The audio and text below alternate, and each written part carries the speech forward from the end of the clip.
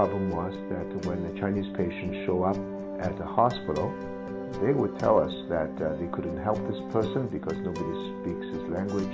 So they decided they couldn't help immigrant patients. So I was shocked. I think we felt that there got to be a better way.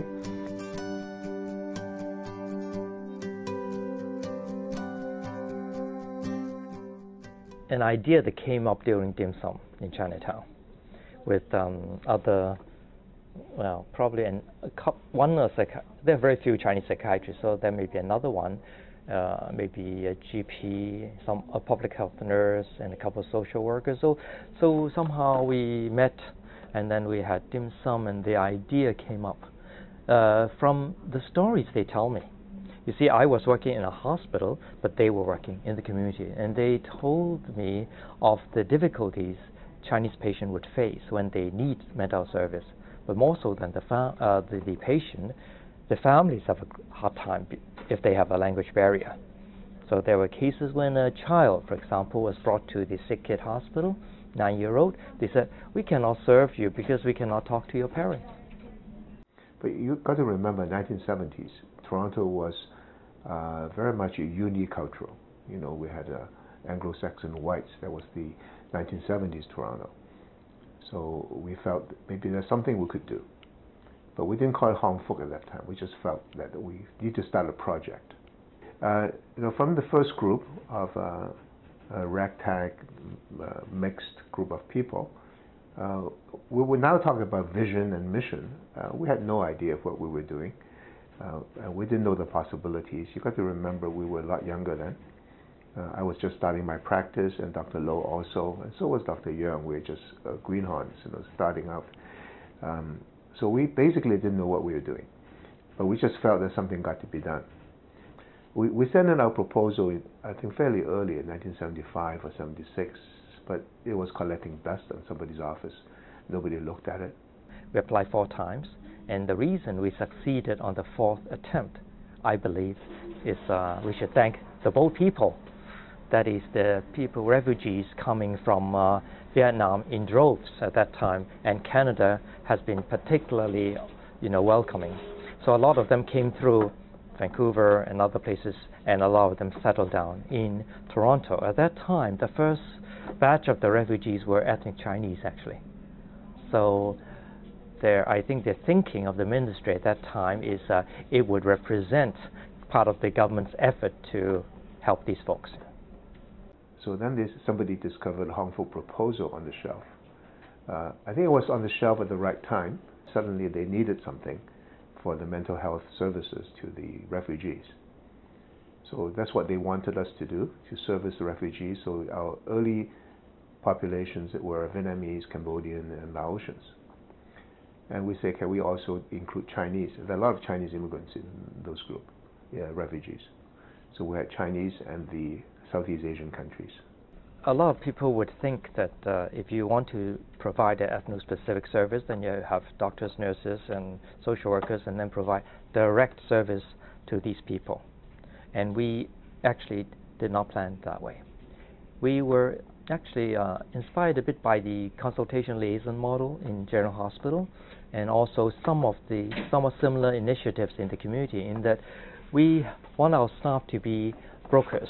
Our workers try to help the client in all aspects of their life, and not just seeing doctors, which other people would have interpreters do.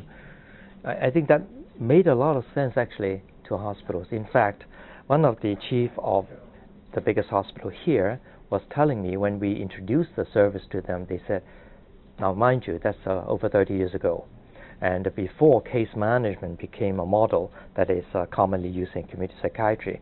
So there was no such term as case management. But what we did was actually case management. So he said something very interesting. He said, oh, wow, that's a very good service. I hope we have that for our white patients.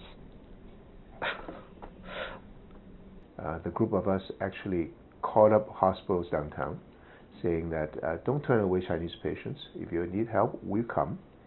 We talked to local hospitals to arrange our workers actually to spend half a day there, so that they can pick up referrals and help their clientele, who may be Chinese and Vietnamese at that time.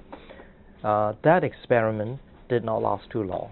After a year or so, we took our workers back.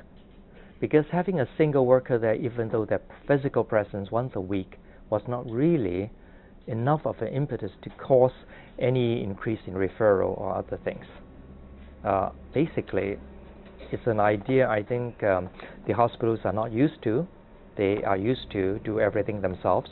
So to be able to consult with other people and use other resources outside the community is not something that is makes sense to them, maybe. I mean, they agree with it, not that they are supportive, but they don't know how to do it. So one big challenge is financing. The second challenge is finding the right people. Because at that time, the number of professional people available from the Southeast Asia were rather few. Cantonese speaking was no problem, because from Hong Kong you had professions of every kind. You have social workers, you have doctors, you have psychologists, psychiatrists, So Cantonese speaking professionals that you can recruit was okay. But then shortage of funding would limit the number that we could hire. With the Southeast Asian community, the problem is the other way around. Not that we had too much money, but then it's hard to find people, even when we had a budget funding for one position. To find somebody that's really trained to do mental health work was difficult. So we sometimes co-opted teachers, for example, school teachers. Since we don't have social workers and psychologists, so we people who were school teachers in Cambodia, for example. So they came and could be retrained to do the kind of work that become mental health workers at Hong Fook. In the 1970s, mental health was still a poor cousin. The people had trouble talking about having mental health problems. So that to go to a community and say that, oh, we are a mental health agency, we want to work with your community, and the response was that it's not a problem in our community. We don't have anybody who have mental illness. So the initial contact is always denial. So we don't need you. What are you suggesting? You're suggesting we're crazy or something? So basically, the initial contact can be very negative. Our first offer to the community was a session on mental illness.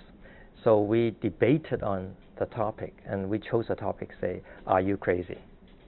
So we chose to confront the issue rather than cover it like emotional mental health or something like that.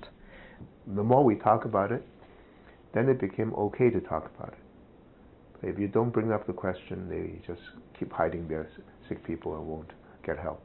We've been quite involved with the media, with even last year, a TV series that we sponsored, which got our phone ringing, non-stop. And this has, over the 30 years, established Hong Fook as something that the community knows about, and people usually come to us now by self-referral, meaning that they are not referred through the medical system or the mainstream psychiatric system. They do come from those sources too, but the majority are self-referrals.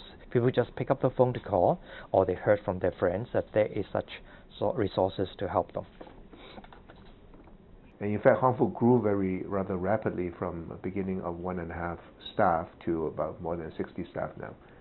And we started with one table, one chair in the corridor of Cecil Street Community Center. That's how much money we had for.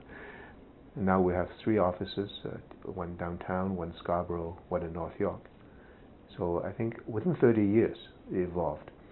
And for a rather low-profile specialty, because psychiatry was never the sexy specialty. It's unlike heart and stroke and cancer, and these are big guys. But for mental health and culture-specific mental health, we were not on anyone's radar screen. So we just worked away in our own offices and tried to expand our services to wherever they're needed. We started with Chinese and Vietnamese, then we expand to Cambodian and then Korean. And even with the Chinese, the waves of immigrants are different now. The early bunch were from Hong Kong, Cantonese speaking.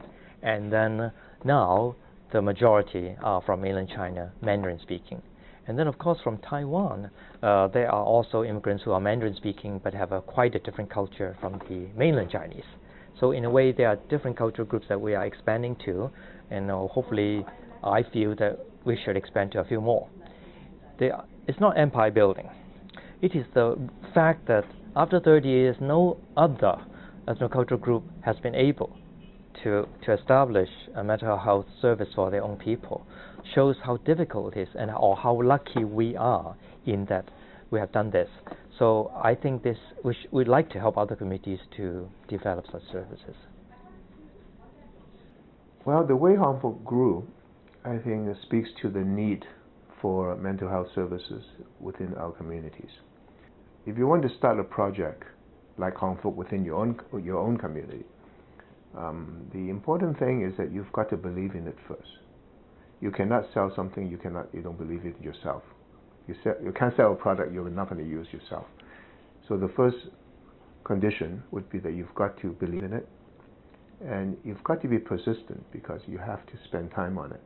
It's not something that would have an overnight success, and you're going to overcome various resistance in the community. We ran into that with the stigma and the people opposing housing in their community. So just like any other mental health groups, we cope with it. We encounter the same kind of community reactions. You've got to be willing to work with the local population. Otherwise, you can't survive. For anyone who has an idea to develop ethnospecific service for their community, I think one is that they have to have passion and endurance, and then supported by critical mass of like-minded people. Now that actually is a very important piece. I think we started with a group of maybe 5-10 people, and if I were alone, I wouldn't be doing this. And the fact that there are people who share that and support one another is the only way that you can get through it. I think there are certain things that really are unique and which I enjoy, and that's why I am still involved after 30 years. One is that it's community-based. It's not just physically based, but like I told you, by involving ourselves with the media and other things and having people come in directly to us, all those makes us part of the community. I think that is attractive. And the other is the staff who come here, would get better pay if they work in the mainstream hospitals. So one of the things that attract them to come here is that they do want to contribute to their own community. And that draws a group of like-minded people who share this passion. And that's very attractive. And so that's why I got these psychiatrists to come for half a day, one day. Aside from their involvement in the hospitals or the universities, they still come here because they like this contact with the community and with like-minded folks like us. Because the bicultural mental health professionals, I think it's a very special group. A lot of them submerge their own cultural identity to fit into the bigger mainstream system. And it's a shame. I think being able to realize your own identity and how you can express it is a much more balanced career development. Not just career, but your personal development. The one great advantage of working with Hong Fook was the kind of people you meet there. I had a chance of meeting wonderful people who are dedicated, who really believe in what they're doing, who has a mission, and the pleasure of working with such a diverse group of people.